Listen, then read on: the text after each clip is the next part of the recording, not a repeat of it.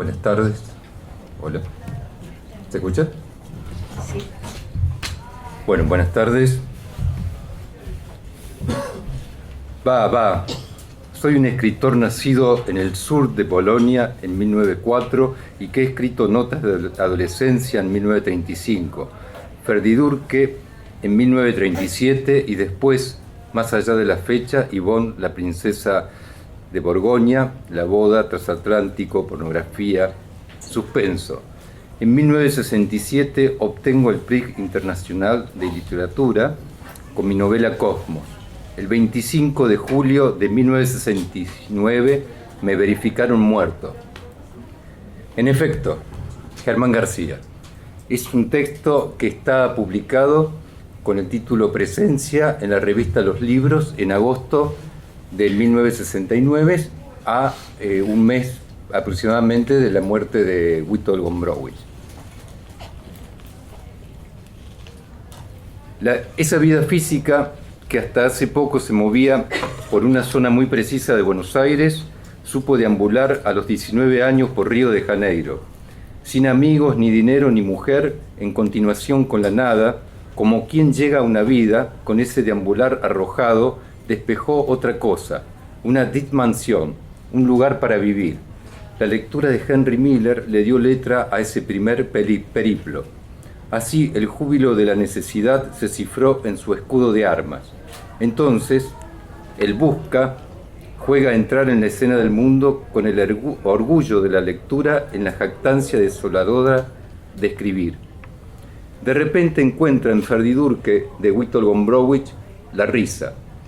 Sin nada que esperar, insolencia absoluta, este goce se impone como provocador de una creación. ¿Qué hacer para no morir de risa? ¿Contenerse con un trabajo? ¿Inventarse un estado civil? Tal vez sí, pero a condición de apoyarse en el acontecimiento.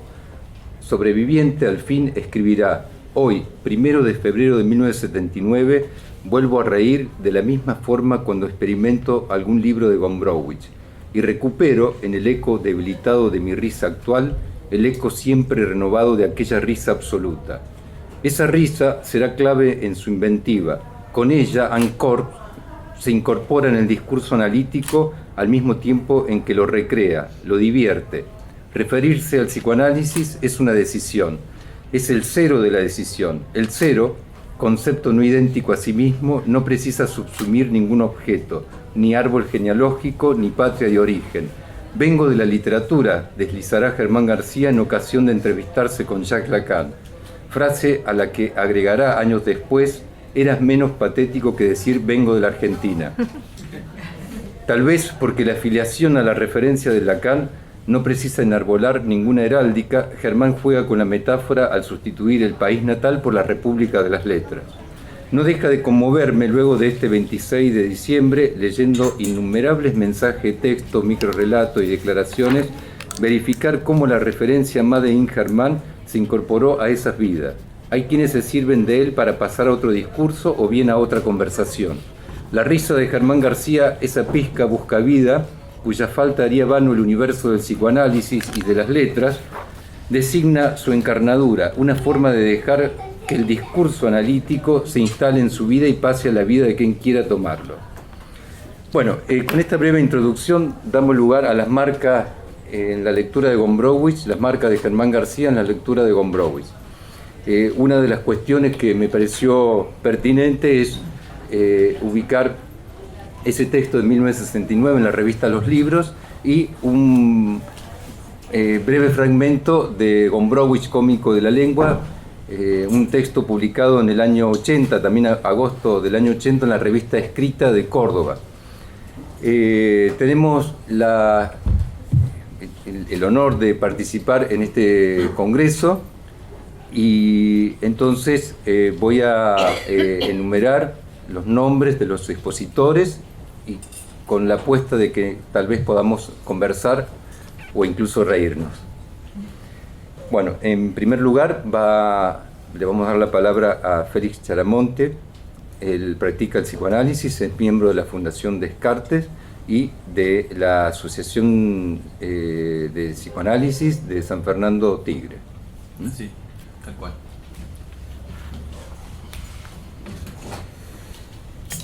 Bien, en primer lugar,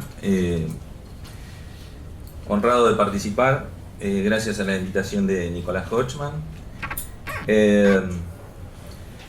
Yo titulé Las marcas en cada uno de Germán García. Tuve un sueño con Germán García hace un par de noches, tenía que venir acá. Entré a su consultorio y le dije que tendría que hablar de las marcas de Germán García en las lecturas de Gombrowicz en el Malva. ¿Quién carajo le puso ese título? ¿Por qué no siguen redundantes y ponen escritor polaco al cual le hacemos este gran congreso al cumplirse 50 años de su muerte? Se sobreentiende que están en el congreso Gombrowicz. Yo estuve en el anterior. Sí, me acuerdo, respondí. En ese momento golpearon la puerta. No podía creer que la sesión fuese tan fugaz. Él solo me dijo que esperara. Alguien quedó sentado en su biblioteca. Me preguntó en segunda instancia si era un homenaje. Sabés que no me gustan los homenajes, aclaró. Respondí que estaría con Alexandra Cohen y Martín Cohen.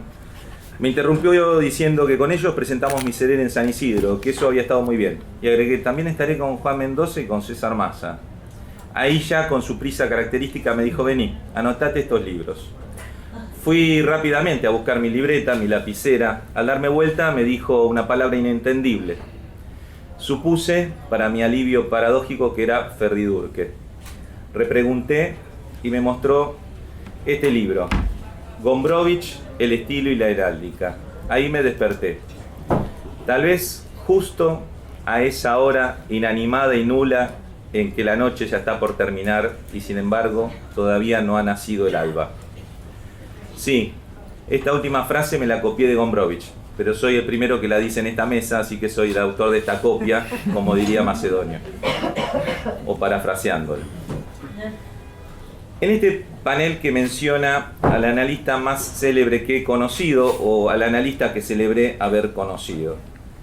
Sabemos, quienes lo hemos escuchado, que no le gustaban los homenajes, porque creía en la permanencia de lo que uno hace en vida, por ejemplo, en las enseñanzas oral y escrita, una y otra vez.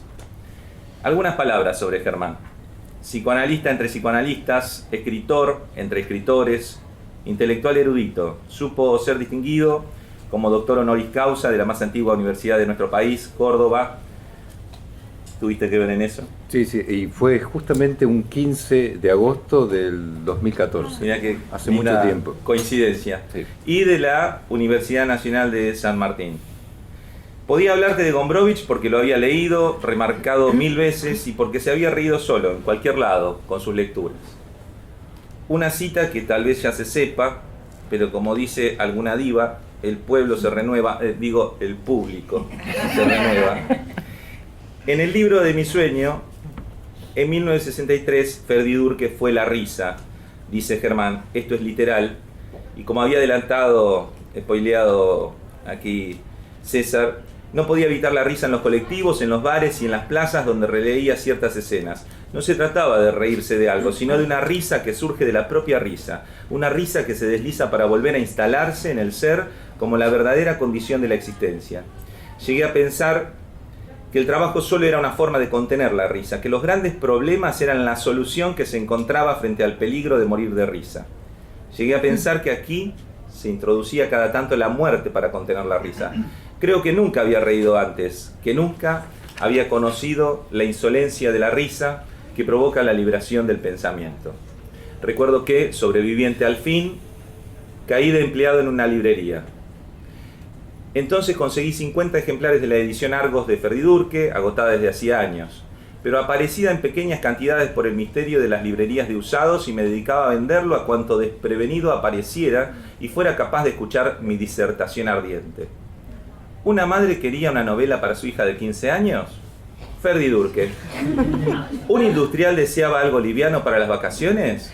Ferdidurque. ¿Un enamorado quería sorprender a su equivalente femenino? Ferdidurque. Algunas veces la sospecha. Un título raro, un autor desconocido, una edición maltrecha que sostenía su dignidad de más de 15 años. Entonces apelaba a la autoridad europea. Vivió en la Argentina, pero en la actualidad es una gloria mundial. Ocurre que aquí las cosas llegan con atraso. Muchos países nos envidian el privilegio de haberlo tenido entre nosotros, etc.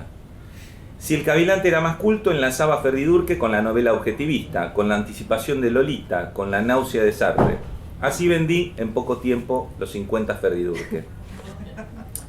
Y así también conocemos la lectura de Germán de Transatlántico, ya trabajando en una agencia de publicidad. Pero eso es otra historieta. Decía antes que García podía enseñarte en sus novelas, en sus ensayos, porque había vivido y había investigado. Conversaba de esos años 60 y 70, de ilusiones y revolución, con la lucidez del que no pierde las astucias y la picardía del barrio, frente a los idealismos para la gilada, diría yo. Con la memoria del que es consecuente con sus intervenciones, con sus reafirmaciones, con sus exilios. A veces creo que hizo lo mismo con casi todo. Se tomaba en serio a cada interlocutor, porque tenía humor. Vivía y estudiaba el psicoanálisis y podía defenderlo a ultranza, sin siquiera el límite del muro del lenguaje, los continentes, los océanos o los idiomas. Poseía esa forma de vida que no ahorraba palabras ni decisiones, y sobre el final, casi siempre, el bits freudiano, la genialidad, el chiste, y la posibilidad de reencontrarse con la falta que motorizaba el deseo. Fue para mí un verdadero ejemplo político, epistémico, clínico y también poético. Podía transmitirte Lacan sin la infatuación de tanto tonto suelto que se dice psicoanalista y se afrancesa. Mientras que Germán te lo contaba bien porteño, desde el escritorio del maestro como hasta en el bar, pero rigurosamente, con la frescura de una anécdota y con la referencia bibliográfica al detalle. Es paradójico que con su paso cansino fuese alguien que vivía con la prisa a cada instante. Nunca, pero nunca, estabas a resguardo de su inquietud imprevisible.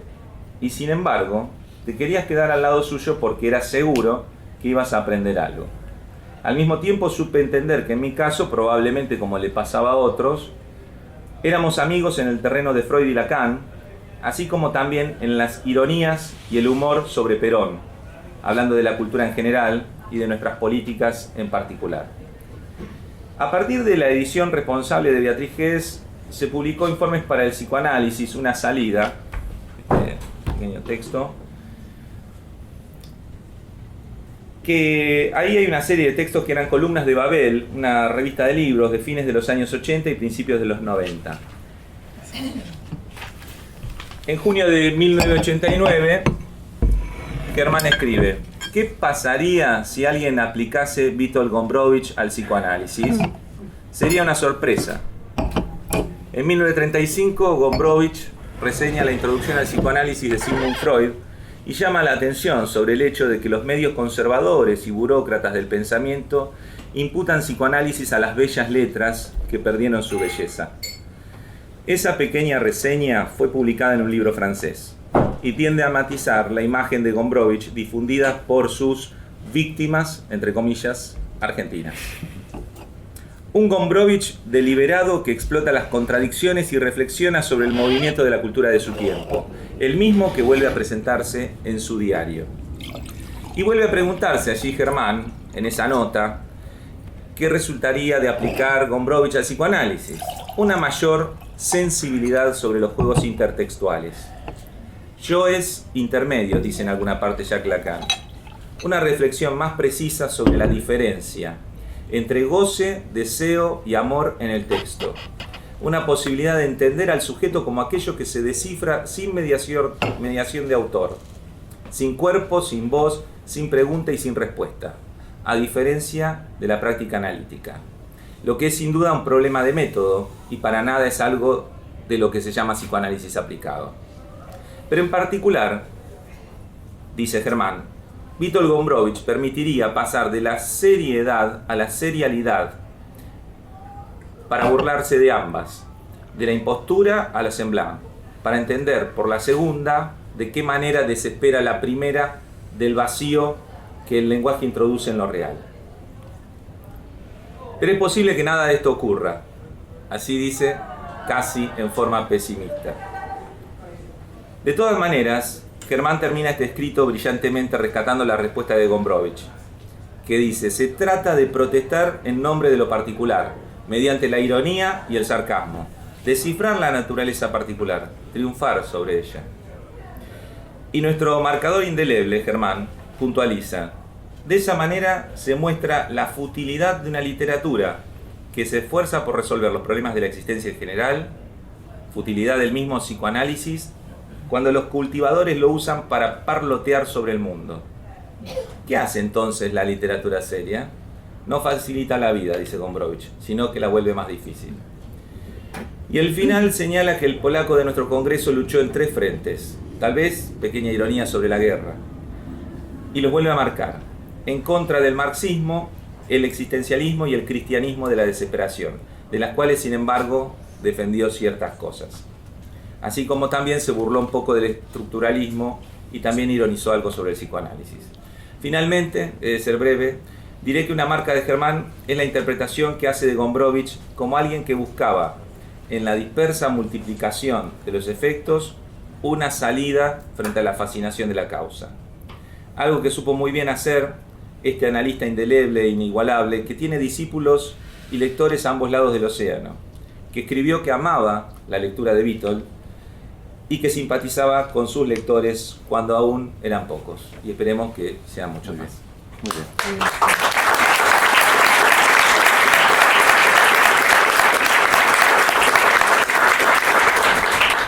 Bueno, le damos la palabra a Juan Mendoza.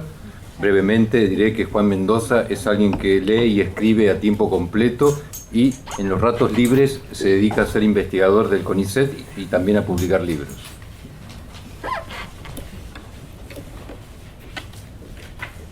Bueno, muchas gracias. Muchas gracias, César, por las palabras. Y gracias, felicitaciones a Nicolás y a todos los organizadores del Congreso.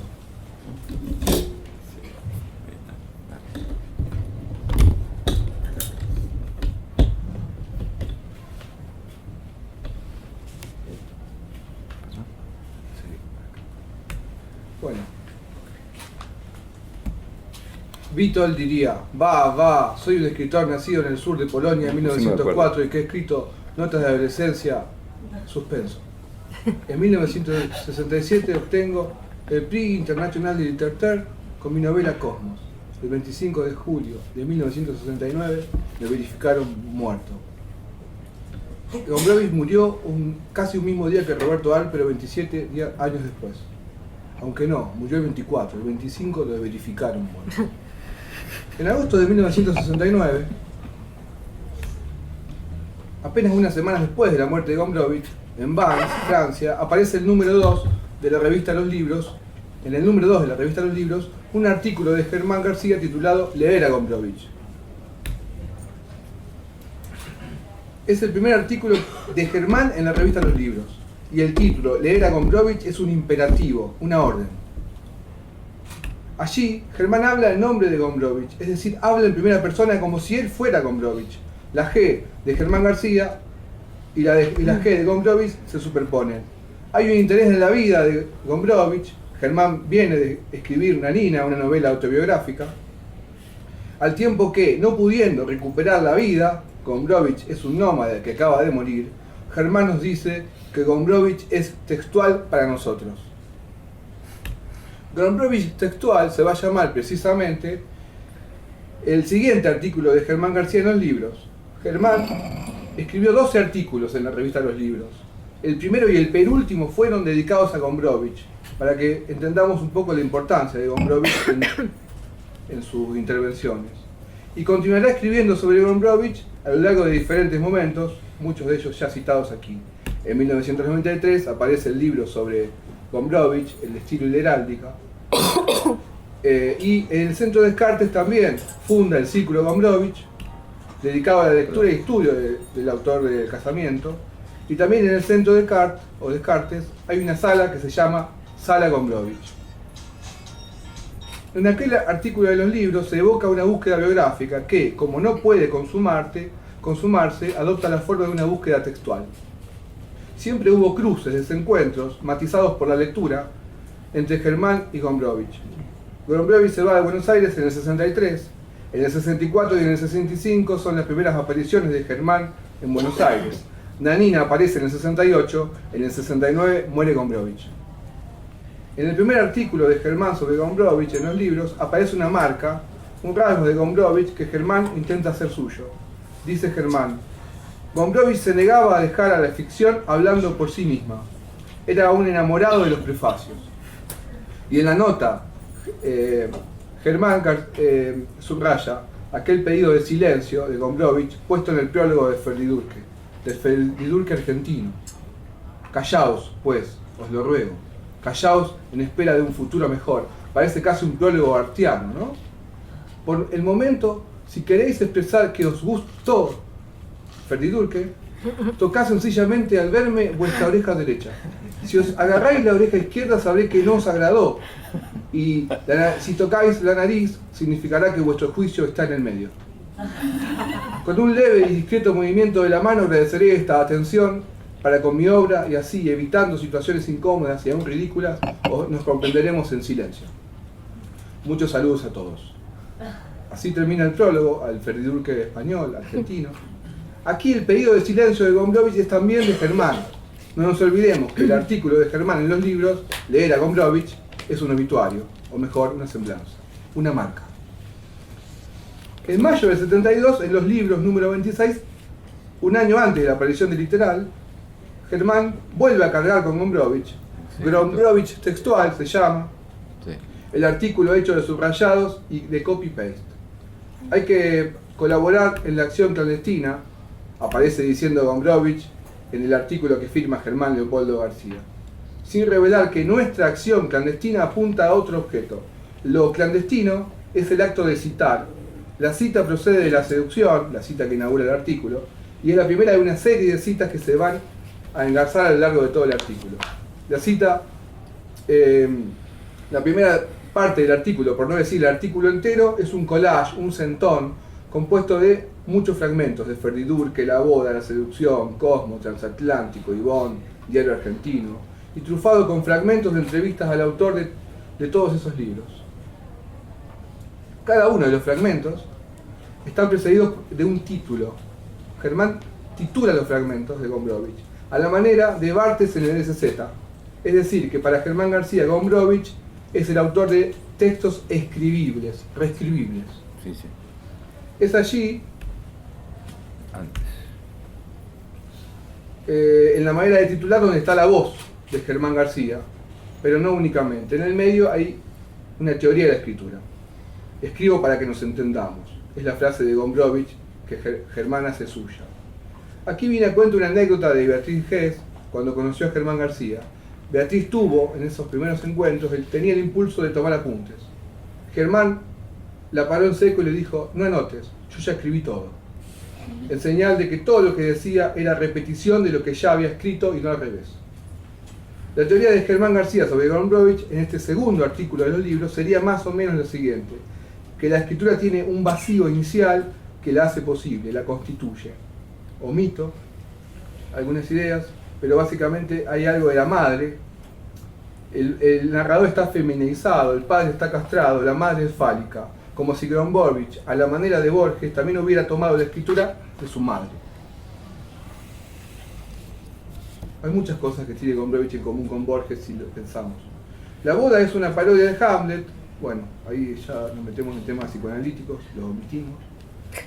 Gombrowicz textual es también un anticipo de Por Macedonio Fernández, no firmado pero escrito por Josefina Luzmen y Osvaldo Lamborghini en Literal, señal de que las teorías de Germán García circulaban con mucha fuerza en el grupo de lectores que él constituía, al punto de que eran reescritas, reelaboradas. En Por Macedonio Fernández aparece la idea de que la escritura es el lenguaje del ausente en relación con Elena Bellamuerte, y la escritura de Macedonio en relación con la muerte de Elena, su mujer. Finalmente, la teoría de cómo escapar a la forma, por la inmadurez. De allí que Gombrowicz sea el tipo ideal de escritor para la revista Literal. El tipo de escritor que habilita la inmadurez como un valor. No creamos la forma, ella nos crea a nosotros, dirá Gombrowicz. Osvaldo Lamborghini adscribirá a la confusión de los géneros la idea de que no hay género, o en particular no hay distinciones entre la poesía y la narrativa. montada como intriga literal, cito, el juego donde el texto teórico podrá ser portador de la ficción y la reflexión semiótica tejerá la trama del poema, mezclando ahí, ¿no?, los géneros. Recuérdese aquella idea de Germán, de que Gombrowicz era un escritor enamorado de los prefacios. Y piénsese en aquella acusación de Andrés Avellaneda cuando acusa a los escritores de literal de ser autores de una literatura prologada, autores de una literatura que debía estar acompañada de un prólogo para ser entendida.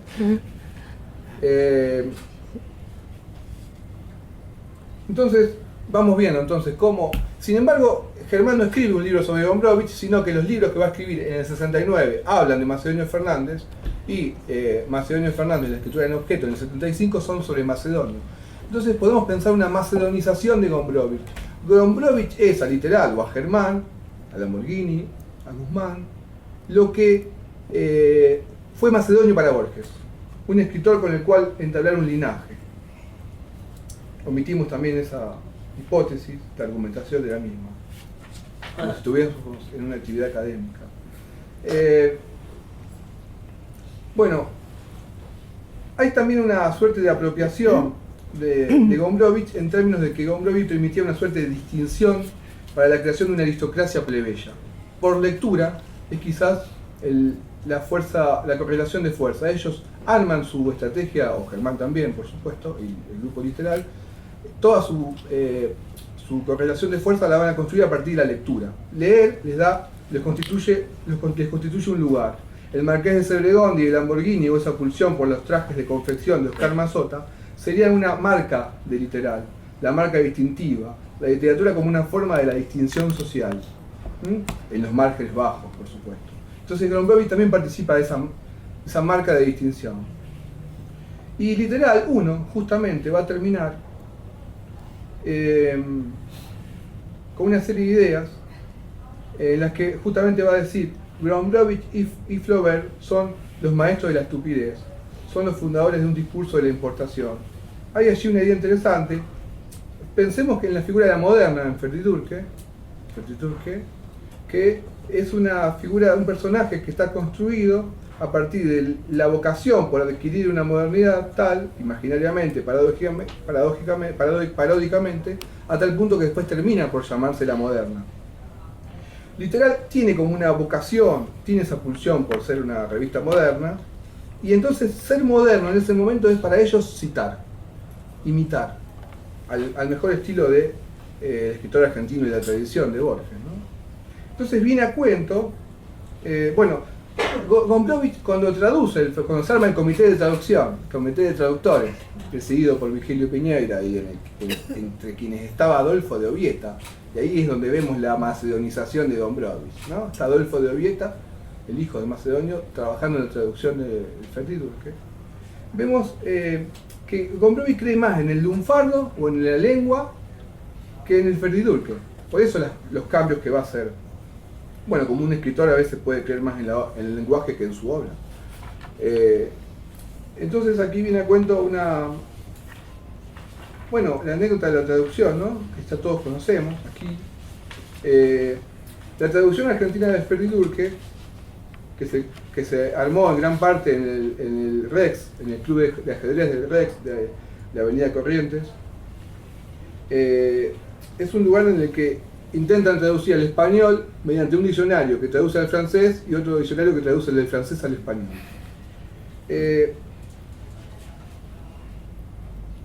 Goma cuenta la anécdota.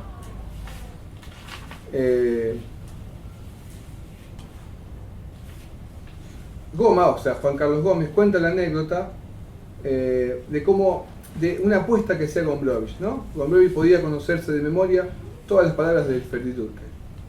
Él hacía una apuesta.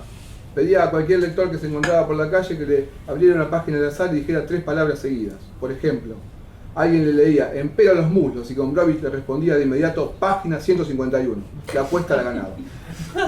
Rafael Cipollini, que encuentra todas estas aventuras del comité de traductores de Ferdidurque, lo interesante es que Gombrowicz no conocía de memoria el Ferdidurque polaco ni el francés, sino que él conocía de memoria el Ferdidurque criollo, argentino. en un momento determinado, la editorial sudamericana va a hacer una nueva edición del Ferdidurque y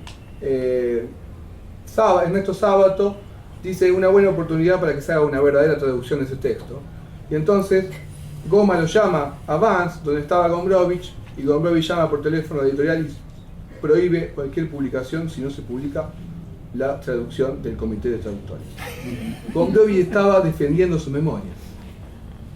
Lo interesante entonces, decíamos Gombrowicz y Flaubert. Al primero se le debe el descubrimiento de las subculturas, las mitologías degradadas y el asqueroseo, y las traducciones hechas en los bares. Al segundo, el método de reproducir vaciados los discursos sociales. Escribe la revista literal en el primer volumen al final. Es decir, el nombre de Gombrowicz aparece como al final de la revista literal, casi como una marca, pero la marca más importante de todas, casi como una firma. Así se cierra literal 1. Y bueno, hay muchas marcas que vamos a omitir también, por ejemplo, porque no nos da el tiempo. Puedo contar algunas. Yo creo que eran profundamente reaccionarios, dice Horacio García, amigo de Germán, el editor de Literal 4.5.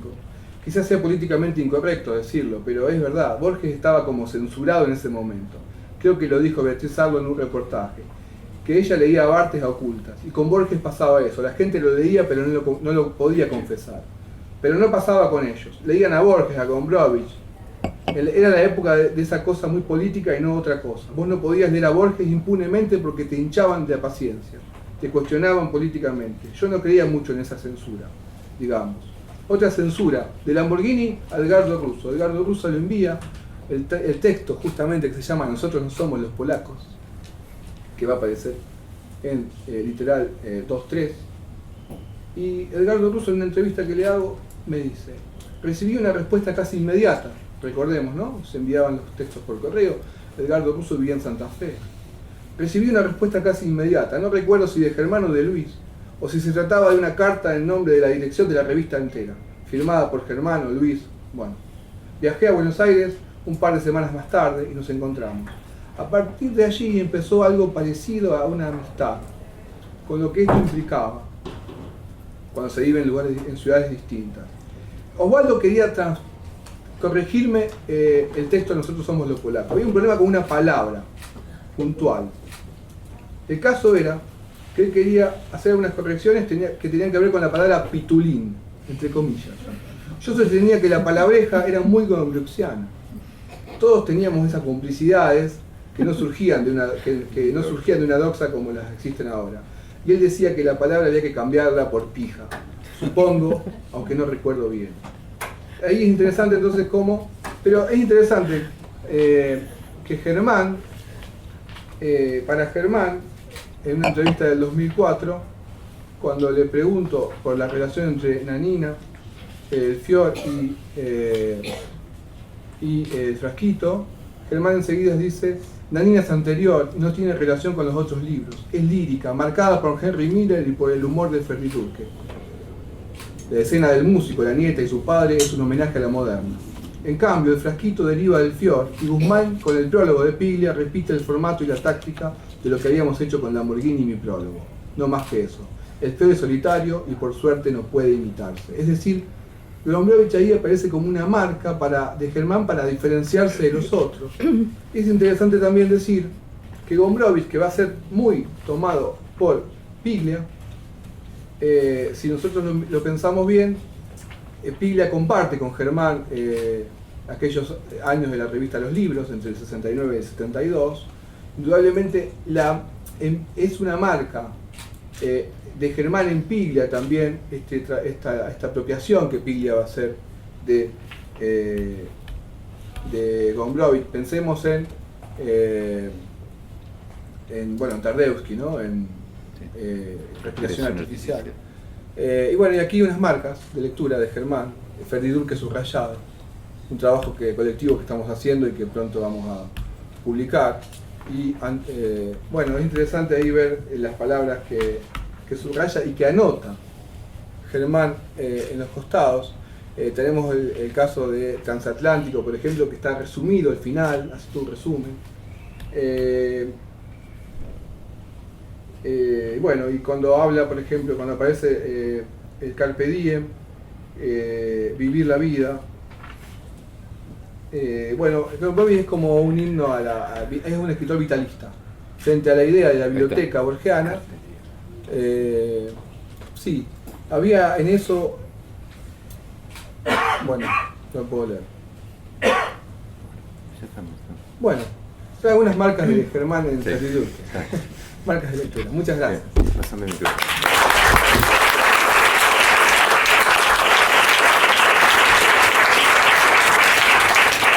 Bueno, damos lugar ahora a la palabra de Alexandra Cohen y eventualmente de Martín Cohen, que también nos acompaña en la primera fila, en la mesa extendida. Segunda fila. Bueno, Alexandra Cohen es psicoanalista y también es ensayista. Últimamente ha publicado un libro relacionado a la erótica contra natura. Así que vamos al grano. Le damos la palabra a Alexandra. Gracias. Bueno, el trabajo que escribimos se podría llamar igual que el de Félix, que es las marcas en cada quien, pero al final se llama La suspensión del buen gusto. Y empieza con 2 epígrafes, uno de Juan José Saer que dice: toda veleidad de identidad personal no es más que una tentativa de hacerse pasar por conde. Y el segundo epígrafe de Germán García dice: también quise valerme del malentendido cuando hablé de Gombrowicz, el estilo y la heráldica. 1. En septiembre del 2010 conocí a Martín Cohen en una mesa que coordiné en la que también participaba Germán García. La mesa era sobre la metáfora. En esa mesa, Germán García se refirió a algo que había pasado en otra mesa, en la ex ESMA, en la que también estaba Cohen. En esa ocasión yo también estaba, pero de público. Otra vez también asistí de público a una mesa en este mismo congreso en la que Martín Cohen y Germán García nos hicieron reír muchísimo. Una vez Martín Cohen estaba leyendo el diario de Gombrowicz y me escribió un mensaje para contarme que mientras vivía en una pensión, Gombrowicz tenía un equipo de música Ken Brown, marca que fundó mi papá. Me casé con Martín, que tiene el mismo apellido que mi papá. Unos años más tarde presenté Miserere junto a Nicolás Hodgman. Fue ahí que Germán García se enteró de que Martín y yo éramos un matrimonio y no primos o hermanos. Germán García escribió un artículo que se llama Cohen. Es la primera vez que Martín y yo escribimos juntos. Hacerlo sobre Germán García en el Congreso Gombrowicz escribe un nuevo trazo en los rodeos de este mapa, un mapa del deseo. 2. Conocí a Germán García, aunque en rigor debería decir me topé con su persona en una larga cola para tomar café en los míseros 10 minutos que existen entre una mesa y otra en unas jornadas de la EOL. En 1996. Me topé con él literalmente, se coló. Cuando me quejé, porque me quejé, alguien más indignado que yo me dijo: es Germán García. Creo que llegué a balbucear y yo soy Alexandra Cohen, pero no funcionó. Germán García se hizo del café antes que yo. Eso no impidió que lo siguiera leyendo. Me fui de la EOL, pero no me fui de Germán García. Yo sabía separar la persona de los textos, sí, pero no hay dudas de que ese modo de hacerse un lugar un poco a los empujones es una marca también en sus textos, en su enunciación, en su escritura y no solo en su modo de estar en las instituciones psicoanalíticas. Esa marca no pasa por la identidad, no fue él el que me dijo soy Germán García, fue una mujer fascinada con él, sino por el modo en que Germán García sacude cualquier orden que tuviera que atenerse a las buenas formas, a los protocolos, sobre todo los del psicoanálisis, que está plagado de ellos. Si, como él mismo sugiere, un analista es la suspensión del buen gusto o de la moral de las buenas formas, Germán García exageraba esos gestos, Se resistía una y otra vez a dejarse asir y a parecer amable, y subrayo aquí parecer. Eso no estaba solamente en el hecho de colarse, sino también y sobre todo en su escritura para nada condescendiente con el lector. Como Gombrowicz, también era un exiliado de su lengua, la del psicoanálisis, la de la literatura. Era un forastero respecto de la institucionalización del psicoanálisis en Argentina y respecto del aplanamiento y la estandarización de la escritura y de la práctica. Hacía lo que decía, y por eso su gestualidad no era una impostura, sino parte de un estilo. En él, en ese estilo, se cifra lo que será una política de la lengua y de la diferencia, a la vez que toda una concepción de la lectura y del lector por venir. El estilo es eso que suscita la posibilidad del deseo en la lectura, ese que no mata la palabra ni se deja matar por ella, siendo literal. Sus lecturas tenían consecuencias. En un ámbito plagado de psicoanalistas que se la pasan hablando de la castración, del no saber y del no ejercicio del poder, pero que después no dejan de dar cátedra desde su saber, ejercitan su poder y se muestran absolutos y sin agujeros, Germán García fue uno de los pocos que mostró en acto las consecuencias del psicoanálisis en el cuerpo. Que un analista sea amable porque hay un analizante que lo ama no significa que deba parecerlo.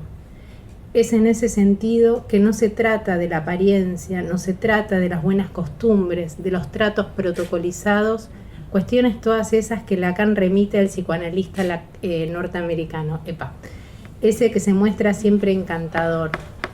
Y el análisis, dice Lacan, es la única praxis en la que el encanto es un inconveniente. ¿Acaso alguien ha oído hablar de un analista encantador? No estoy haciendo una apología de los malos modos, ni estoy diciendo que un analista es eso. Digo que la gestualidad de Germán García, poco simpática, aunque no siempre lo fuera, aloja una verdad del analista. Es cierto que el analista no es la persona, pero también es cierto que los analistas no somos muy distintos afuera y adentro del consultorio, en el que el cuerpo y el estilo están ineluctablemente presentes. Había que lidiar con la pantalla de su cuerpo, sí. Ese modo de lidiar probaba cada vez los efectos de nuestros análisis. Si uno estaba muy inhibido, mejor no acercarse a Germán García, porque no se podía atravesar esa pantalla. Uno sentía algo que refractaba.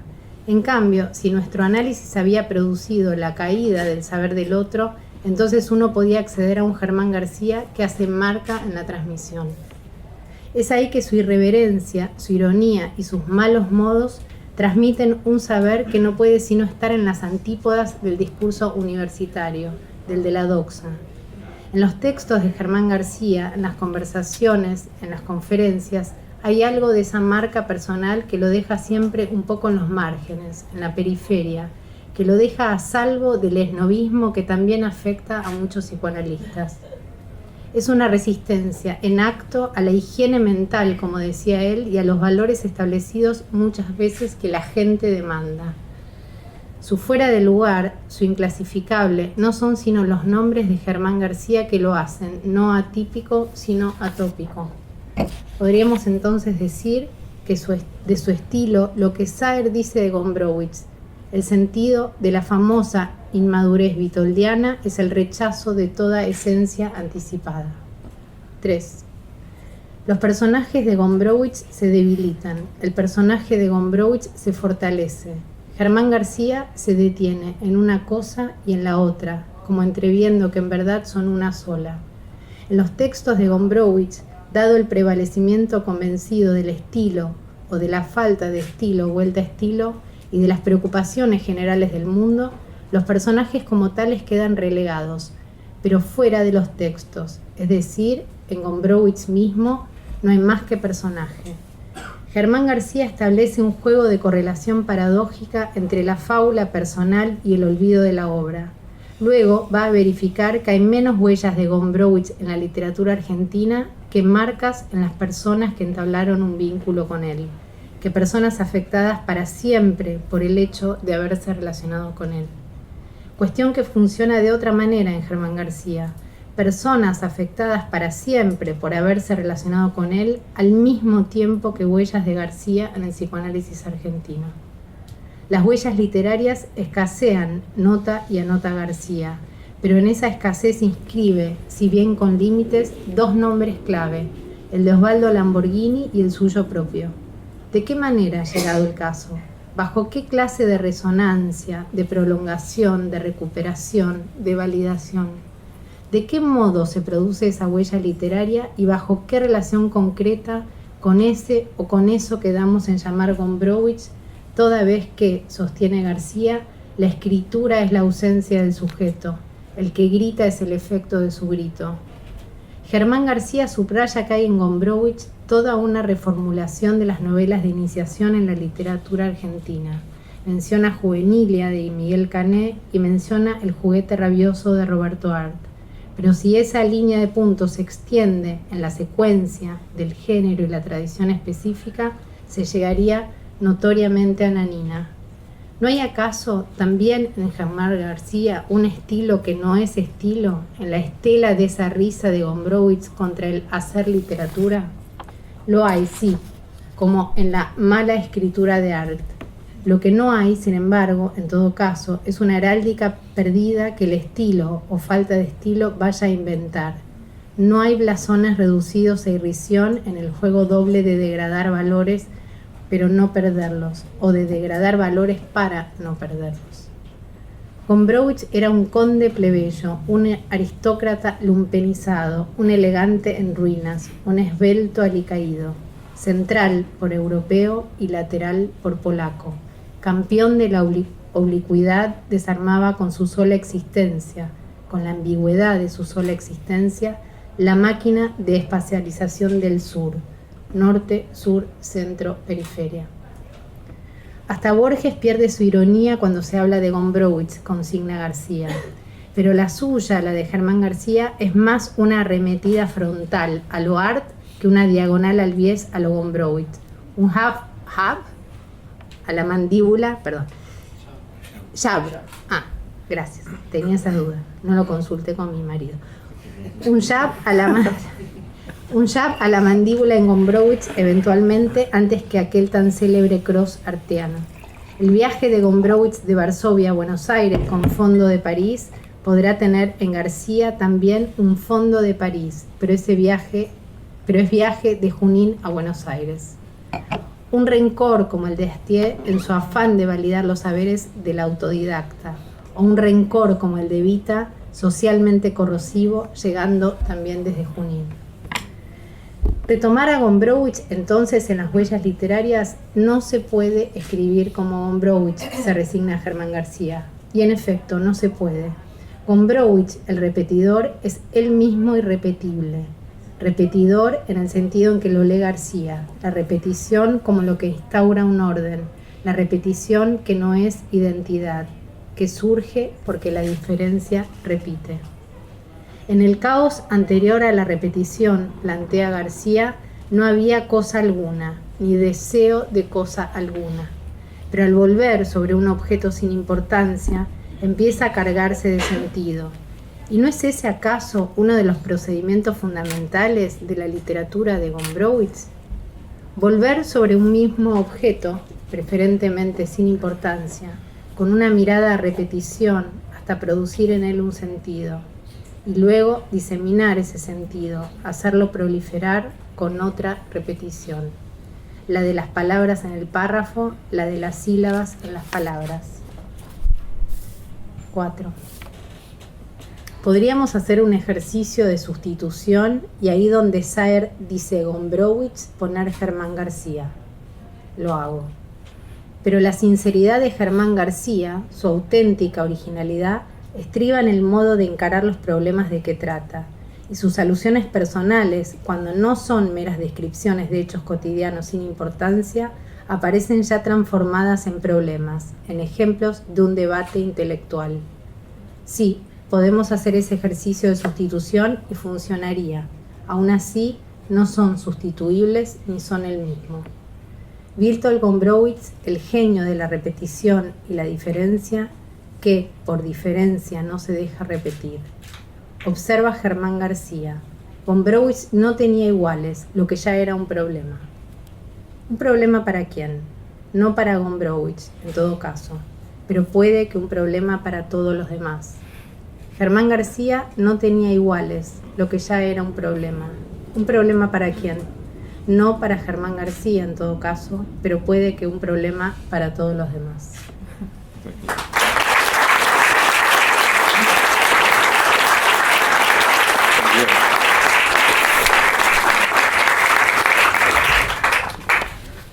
Bueno, damos lugar a alguna ocurrencia, alguna opinión.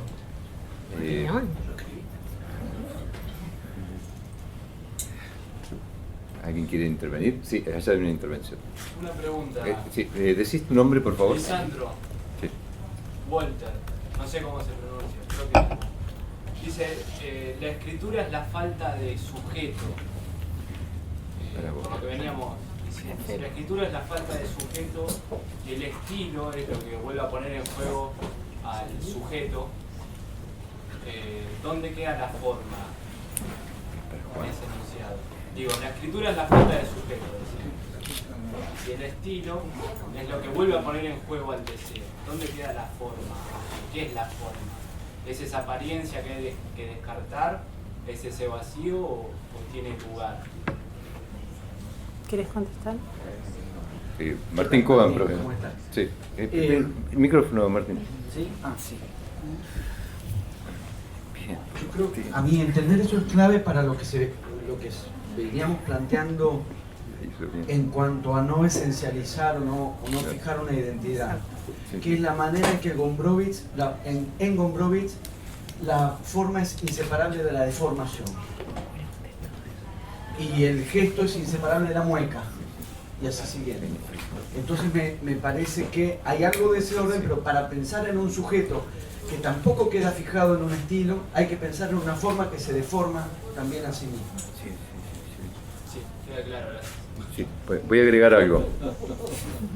Sí, lo que voy a agregar es recuerdo de memoria de algunos pasajes del diario de Gombrowicz, donde por ejemplo en el año 67, algo así, se encuentra con el joven de 27 años, Leclerc, y él dice de que era un tipo extremadamente bello, su vida era extremadamente bella, tenía un auto deportivo muy bello, tenía una mujer bella, y sin embargo, digamos, por más que su escritura reflejaba algo de desesperación, lo único que lo podía salvar de esa forma impuesta como bella, era la risa.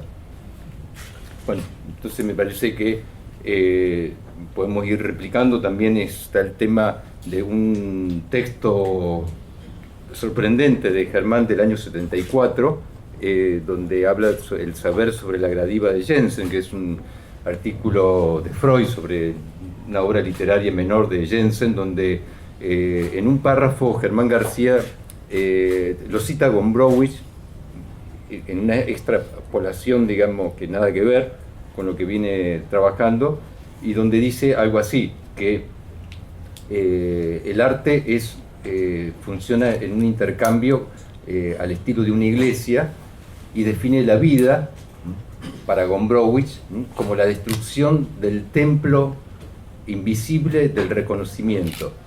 Entonces, la forma es la mueca para salir de esa forma impuesta y ponerse a hacer estupideces, muecas, y retardar, digamos, la máscara, la forma de la cual nadie puede zafar, es decir, la madurez.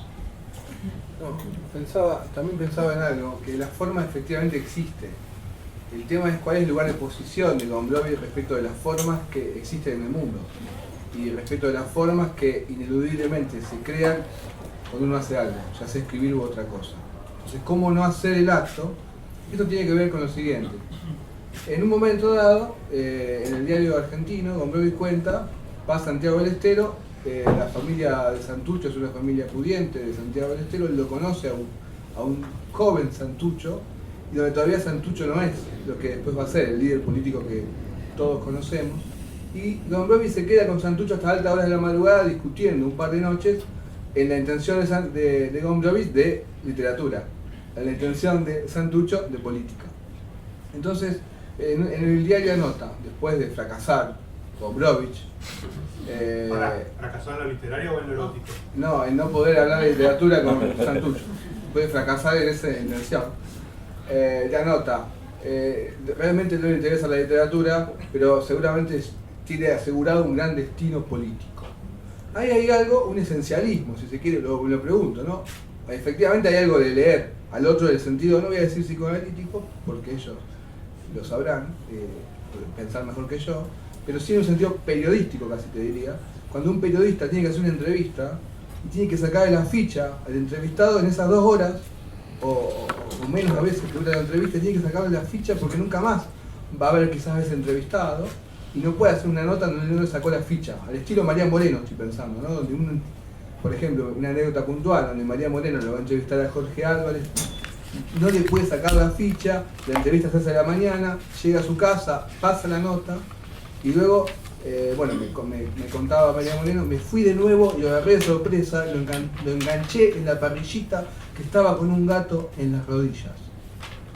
Entonces, esa búsqueda no diría esencialista porque no sería la búsqueda de algo que permita capturar eso que, no digo en esencia alguien es, pero digo en no sé qué alguien es. Hay ahí una forma no consumada del líder político que después iba a ser Santucho, pero que Gombrowicz pudo leer. Entonces hay algo que, la forma efectivamente, o hay algo que existe, el tema es qué lugar de posición. Ahí está hay algo ahí, digo, me lo planteo como pregunta o como problema.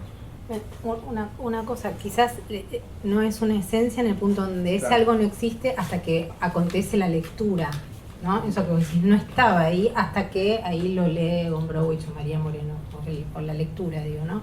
Y la cuestión de efectivamente, no hay sujeto entendido como esencia, pero me parece que la cuestión de la risa y del bits, que es tan fundamental, digamos, no solo en el psicoanálisis, digo, en Germán García y digo, acá apareció la risa en todas las exposiciones, eso podría decir garantiza entre muchas comillas que ahí no haya esencia y que caiga cualquier absoluto o sujeto absoluto como dado, ¿no? Como dado anticipadamente. 2 cosas. En el artículo de Germán de junio del 89 dice: existe la forma que deforma y el resto es silencio. Esa forma es resumida en algunos puntos. Primero, somos criados por la forma. Segundo, somos productores de la forma. Tercero, somos degradados por la forma. Cuarto, amamos lo inferior. Quinto, somos creados entonces por lo inferior. Sexto, reconocemos en el en lo interhumano, la única divinidad accesible, la fuerza creadora. Séptimo, somos hechos por los demás. Ignoramos cualquier instancia superior. 8, dinamizados por los otros, somos portadores de esa potencia superior. ¿Qué ética se deduce de aquí?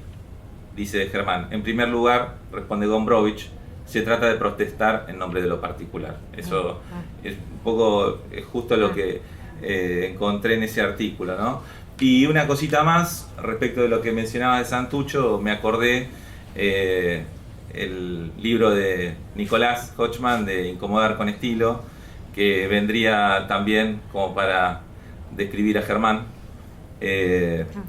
y ahí Nicolás dice que conoce a Santucho Gombrowicz y bueno, nos trae un intercambio que tiene que ver con que hay una tensión sexual entre el escritor y el guerrillero. Así que bueno, esa es una aventura que hay que contarla. Pero bueno, me parecía muy interesante también el título de ese libro que presentamos en la Fundación Descartes, de Incomodar con estilo, porque bueno, tiene que ver inclusive con Germán y su crítica a algo que mencionabas, que se practica mucho en ciertas instituciones, que es el desprecio del buen trato, que también hay que tenerlo en cuenta, ¿no? Bien, muy bien. Martín, vamos a hacer un poco... ¿Cómo? Estaba diciendo que sí. Sí, sí. El tema sería que tal vez hay una cuestión sobre la forma donde Gombrowicz dice ya empieza a atraparme de nuevo la forma, es decir, el asunto de la escritura pasa a ser una obra.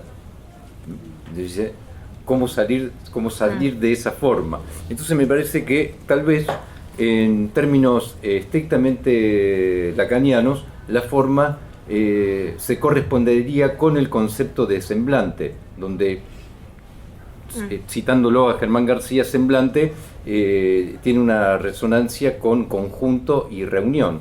El asunto es cómo cada uno arma ese conjunto o reunión. Esto mismo es una forma, ¿no? Es en un congreso.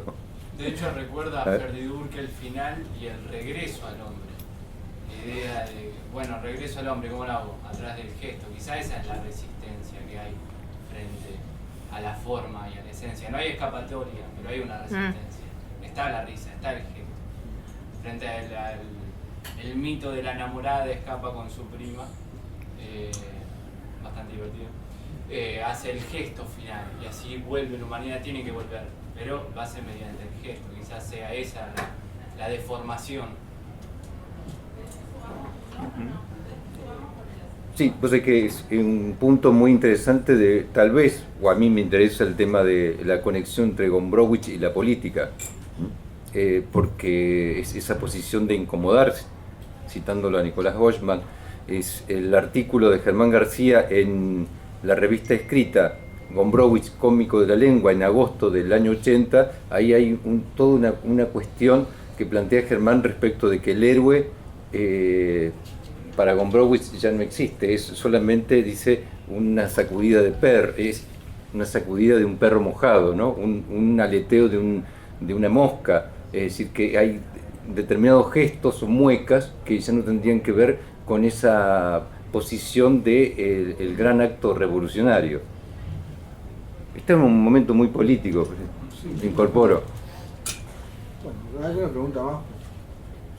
Sí. Jorge de Balvanera. No, para todos, la pregunta es como... Está claro que, o clarísimo, Que a las 7 Germán nos es uno tenemos de que los ir. tipos que más hizo porque Gombrowicz fuera leído en Argentina. Mi pregunta es, si esa intención, sobre todo, la pregunta más sobre todo para Juan, pero es para todos, está claro que Germán hizo un montón de cosas para que Gombrowicz fuera leído. La pregunta es, ¿sirvió para algo? ¿Alguien leyó a Gombrowicz a partir de la insistencia de Germán? Y acá estamos leyendo hoy, tuvimos que preparar un montón de material para la clase de hoy. Tenemos que leer un montón de cosas. ¿Sabes Pasando qué? Yo por pensaba que tiene que ver con que tal vez él lo que quería es que se leyera, pero no masivamente. ¿Sí? Porque él decía algo así como que, bueno, la masividad democrática podía arruinarlo todo, ¿no? Entonces, en este Era la sentido. discusión que yo tenía con él con el Congreso. Claro, Sí. claro. Bueno, Sí. a mí me quedaba claro eso y Sí, sí, está bien. por eso, fíjate vos, círculo Gombrowicz, ¿no? Es No, también hay algo de la aristocracia, él llamaba la heráldica, ¿no? Claro. Para Germán era muy importante la heráldica, que después aparece justo en un libro de Gombrowicz, pero él trabaja ese concepto en muchos lugares. Sí, sí. Era como entonces hay como una idea de que hay una aristocracia plebeya que se constituye por lectura, es decir, nosotros podemos leer lo que no puede ser leído por otros, y eso nos constituye ya sea como círculo, como comunidad inconfesable, como lo que queramos pensar. Entonces hay como una potencia política, no digo de vanguardia, tampoco, porque él en algún momento hablaba de vanguardia Germán, en otros momentos se desmarcaba de ahí. Hay como lugares donde uno no le puede creer al escritor como no le podemos creer al escritor cuando habla en los reportajes, ¿no? Pero yo iba a decir otra cosa y me olvidé. Sí, yo te lo compro. Sí, sirvió para- Así que sí, porque me parece que una de las frases de Germán que recuerdo, lo dice en una entrevista, ¿no? Respecto del padre, y dice que el padre era un conservador sin nada que conservar, posición de clase media baja o clase, digamos, ¿no? Como dice Roberto Arc, lo cita Mazzotta, que como el humillado humilla, digamos, ¿no? Bueno, entonces me parece que hay toda una línea respecto de que a la falta de heráldica la obra viene a un lugar, en una forma, a jugársela de alguna manera, ¿no? Me acordé. Estábamos alargando para eso, para que Bueno, cerramos acá. Nos tenemos que ir, en algún momento nos tenemos que ir, ¿no, Nicolás? A ver la película. Yo se lo digo rápido. En 1921 aparece ese libro que se llama Tempestades de Acero de Ernst Junger, y después aparece en el 36 un ensayo de Ernst Junger que se llama La movilización total. Ese libro es importante, el libro sobre todo, el Tempestades de Acero, es importante porque Art lo admira hasta el plagio, él saca de ahí hasta el título de Los lanzallamas, un poco. Hay frases que están en Art que están sacadas de Junger. Borges lo detestaba a Junger porque era un belicista que hacía una apología del heroísmo. Y en La movilización total de 1936, Junger dice que Alemania pierde la guerra, la Primera Guerra Mundial, porque Estados Unidos ya no hacen, y Inglaterra ya no hacen un culto del heroísmo. El heroísmo de los soldados alemanes, de hecho, Tempestades de Acero es una semblanza del heroísmo. Entonces, podemos pensar cómo hay un declive del heroísmo en la historia del siglo XX, y eso también es lo que hace que podamos entender Transatlántico como una apología antibelicista, que ya no tiene sentido criar niños para la guerra, digamos. Entonces hay como, la heráldica en ese sentido es como un anacronismo. Es como la idea de una, para decirlo en términos de la clase que pertenecía a la nobleza, la idea de una nobleza es anacrónica en la modernidad, en la democracia. Sin embargo, es como una apuesta por una suerte de nobleza plebeya que se hace de la heráldica, de la simbología, de todo eso que ya está residual y ya no tiene más sentido, y que queda en la literatura como un lugar de posición, como un lugar de distinción, y eso por eso señalaba lo de Mazota, esta idea de vestirse con trajes de sastre. Hay como algo de eso, ¿no? Y bueno, y en Lacan, ¿no? Indudablemente que es esta idea de hablar en un pupitre al estilo medieval, ¿no? De las clases medievales europeas. Entonces, en ese sentido, Gombrowicz participaría para Germán, me parece, en esa línea de una marca de distinción. No puede ser para Germán un escritor masivo, digamos. Como no lo puede ser incluso Art, aunque sean populares en algún punto. Hay como un problema ahí, ¿no? Igual es un lugar de escritor. Yo me juntaba con un grupo de escritores de vanguardia argentina contemporánea, no los voy a nombrar, que éramos muy amigos, somos muy amigos. No, eso es muy masivo, no. Era así, como si vamos a sacar un artículo en tal revista, no, eso es muy masivo. Había como una idea de desmarcarse siempre de ese lugar en el que, bueno, Lamborghini también se quiere desmarcar, que no quieren ser capturados. Entonces Gombrowicz es como alguien que también quiere escapar a la forma y a la captura. Sí, frente a la pregunta de si sirvió o no, yo supongo que Germán respondería, pero vos sos un utilitarista inglés, ¿qué te pasa? Todo tiene que servir para algo. Y sin embargo, bueno, así también nos puso en aprietos una vuelta en San Fernando, hizo una conferencia y me dice, ponele ¿para qué sirve el psicoanálisis? Y bueno, y hagan planteos, hicimos algunos planteos y nos dijo, pero ustedes siempre con el tema del examen, dar examen, ¿por qué no contestan un poco más naturalmente? Y bueno, ahí dio una conferencia de para qué sirve el psicoanálisis y lógicamente para nada. Alexandra Cohen va a contestar contra natura. No, sirve para nada, sí. ¿No? No, quería contar que esto que dice Félix, yo, digamos, el día que me propone Augusto Pfeiffer presentar Miserere, me llama por teléfono y me dice, ¿querés presentar a Miserere en San Fernando? Silencio de mi lado y me agrega, no va a estar Germán. Bueno, le dije. Y el día que me siento a escribir el texto... Félix me dijo lo mismo. ¿Viste? Es como para que digamos que sí. Y el día que me siento, me acuerdo perfectamente, tenía la pantalla así, estaba por escribir, mensaje de Augusto, al final va a estar Germán. Y yo dije, bueno, esta es la prueba de efectivamente, si me De tu voy a análisis, inhibir, de tu claro, análisis. de mi análisis. Claro. Y escribí un texto que además no me interesa si le gustó o no. A mí me gustó, igual le gustó. Sí, sí, sí. Más después que se... No, pero así fue imprevisible, habíamos dicho, y me dice no, y faltando 2 días, Sí, así.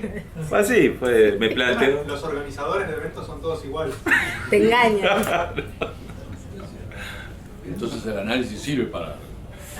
Es probable. Para Estamos tratando de lidiar cubrir. con Germán García a mí me sirvió muchísimo. Gracias a todos.